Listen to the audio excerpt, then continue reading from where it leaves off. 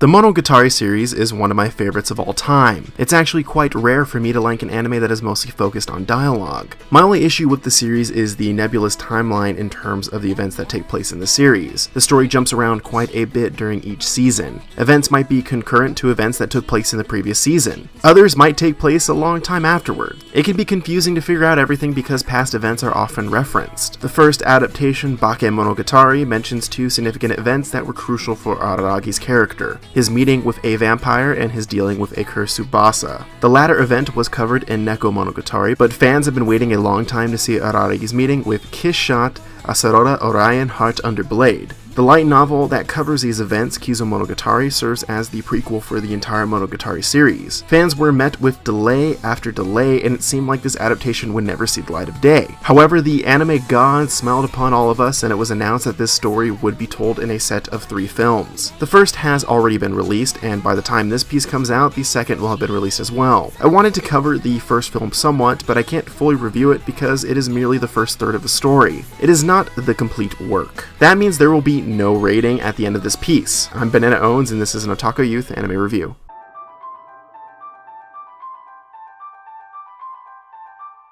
This first film mostly serves to set up the backbone of the story. Araragi encounters a vampire that has been recently defeated by a trio of vampire hunters. He offers himself to her and she turns him into a vampire with the goal to retrieve her stolen body parts. That is pretty much it for the story of this movie. There is actually a lack of dialogue for an adaptation of a Monogatari work. There is one dialogue scene of Hanakawa, another of Kishot, and a final one of Meme Oshino. Having read the original light novel, it was a wise decision to cut Araragi's monologue from this first film. In the light novel, there was way too much focus on a certain incident that happened with Hanakawa. From a story perspective, the real meat will occur in the next 2 parts where Araragi fights the vampire hunters.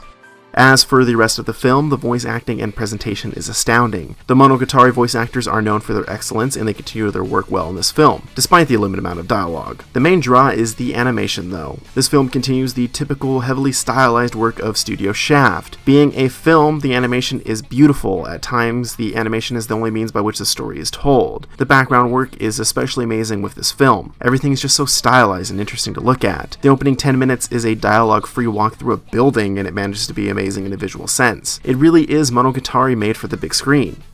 I wholeheartedly recommend for everyone to check out this movie. The gorgeous animation makes up for the rather introduction-focused plot. Again, I can't exactly give this a rating because it is only a third of the overall story. After the next 2 are released, I will come back to give these films a proper review. Thanks for checking this one out, and I'll be back next week for another review.